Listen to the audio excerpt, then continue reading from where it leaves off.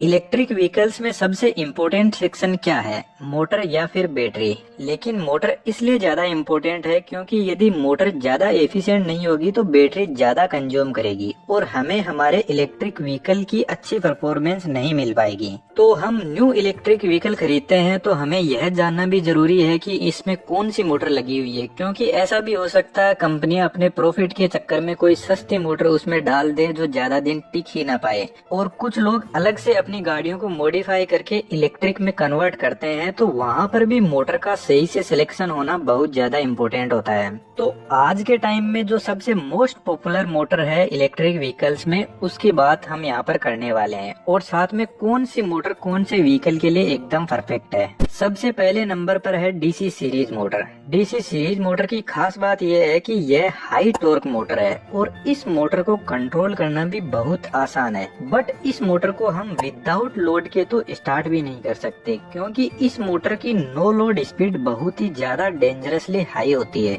इसलिए जितना ज्यादा हो सके पहले हम इस पर लोड डालते हैं, फिर इसको स्टार्ट किया जाता है। और जितना इस पर लोड डालते जाएंगे यह मोटर उतना ही ज्यादा टॉर्क जनरेट करती है।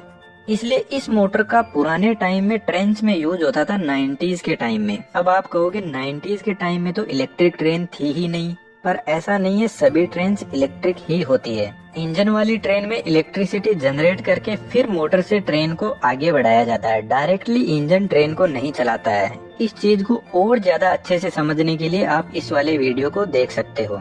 तो ट्रेन में तो आपको पता है लोड की कोई कमी है ही नहीं, तो यह मोटर ट्रेन के लोड के हिसाब से एकदम परफेक्ट है। लेकिन आज के टाइम में इसको ट्रेन में भी यूज नहीं किया जाता है, क्योंकि इस मोटर का मेंटेनेंस बहुत ज्यादा है। इसमें कम्यूटेटर और बर्स लगे रहते हैं और उनको बार बार मेंटेन करना पड़ता है। इसलिए आज के टाइम में ट्रेन में भी अलग मोटर यूज में होती है, जिसकी अपन आगे बात करेंगे। क्रेन्स में भी इसी मोटर को यूज में किया जाता है जिनमें लोड बहुत ज्यादा हाई होता है। तो स्पेशली ये मोटर हाई लोड एप्लीकेशंस के लिए एकदम परफेक्ट है।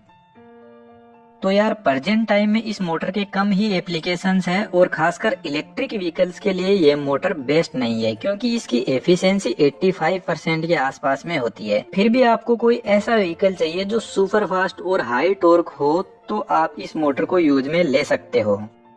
नंबर 2 पर है ब्रशलेस डीसी मोटर। आज के टाइम में इलेक्ट्रिक व्हीकल में सबसे ज्यादा पॉपुलर मोटर यही है और खास बात इसकी यह है कि यह मेंटेनेंस फ्री मोटर है, क्योंकि इसमें कम्यूटेटर और बर्स यूज नहीं होते। वर्किंग इस मोटर की आप इस वीडियो से देख सकते हो।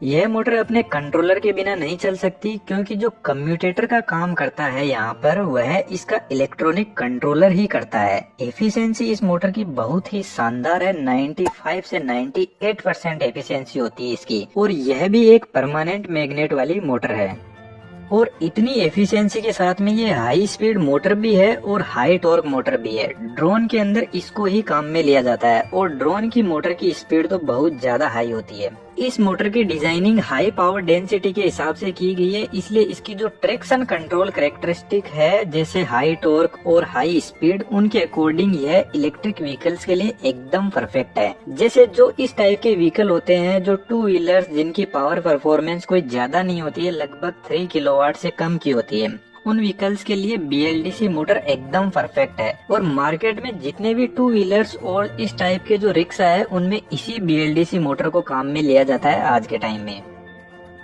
पर यहाँ पर ये 2 टाइप की होती है, क्योंकि व्हीकल्स की अलग अलग डिमांड होती है। 2 व्हीलर में लगभग इस मोटर को टायर में ही सेट कर दिया जाता है और जो बाइक का टायर होता है वह इसके रोटर का काम करता है और रिम के अंदर इसका स्टेटर होता है। तो इस टाइप की मोटर को out runner type BLDC motor कहते हैं, यानी मोटर का जो बाहर का पार्ट है वही रोटेट कर रहा है। और इसी टाइप का मैकेनिज्म जो ड्रोन की मोटर होती है उसमें काम में लिया जाता है। ड्रोन की मोटर को आप पास से देखोगे तो आपको ऐसा लगेगा जैसे पूरी मोटर ही घूम रही है।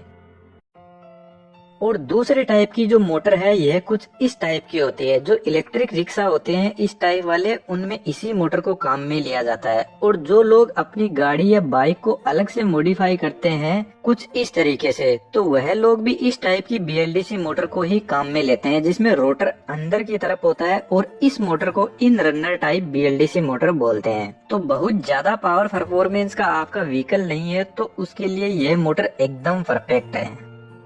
नंबर 3 पर जो मोटर है उसका नाम है परमानेंट मैग्नेट सिंक्रोनस मोटर। यह मोटर भी ब्रशलेस डीसी मोटर की तरह ही है। इसके रोटर पर भी परमानेंट मैग्नेट लगी होती है। मैं आपको ज्यादा कंफ्यूज नहीं करूंगा मोटर की वर्किंग को लेकर, क्योंकि मोटर की वर्किंग अपन किसी अलग वीडियो में डिस्कस करेंगे, क्योंकि यह एक बहुत ही एडवांस मोटर है जिसका यूज हाइब्रिड इलेक्ट्रिक व्हीकल्स में किया जाता है। इस मोटर की एफिशिएंसी 92 से 97% तक होती है। ट्रैक्शन कंट्रोल भी इस मोटर का बहुत ही शानदार है, जैसे high power density, high torque, high efficiency. इसलिए इस मोटर का यूज जो हाइब्रिड व्हीकल जैसे कार, बस, इनमें किया जाता है।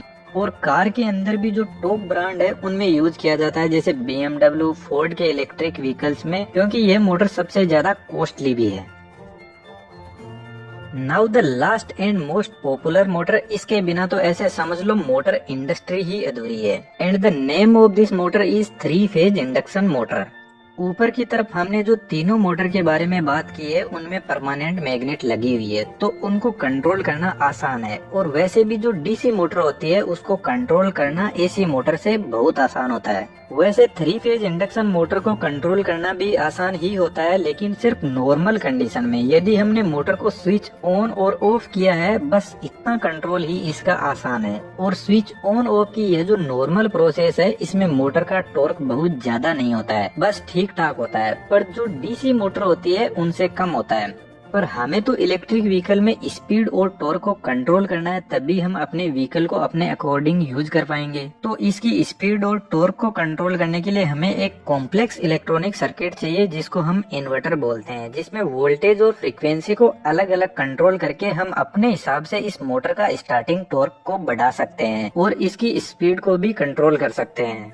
3 फेज इंडक्शन मोटर की एफिशिएंसी 92 से 95% तक होती है। टेस्ला अपनी कार में इसी मोटर को यूज में लेता है। महिंद्रा, टाटा यह भी अपनी गाड़ियों और बसेज में इसी मोटर को यूज करने की प्लानिंग बना रहे हैं। इसके अलावा इंडियन रेलवे भी आज के टाइम में 3 फेज इंडक्शन मोटर को ही यूज में ले रहे हैं। कुछ 2 व्हीलर कंपनी जैसे टीवीएस मोटर भी इसी मोटर को यूज में लेते हुए अपना स्कूटर लॉन्च कर रही है।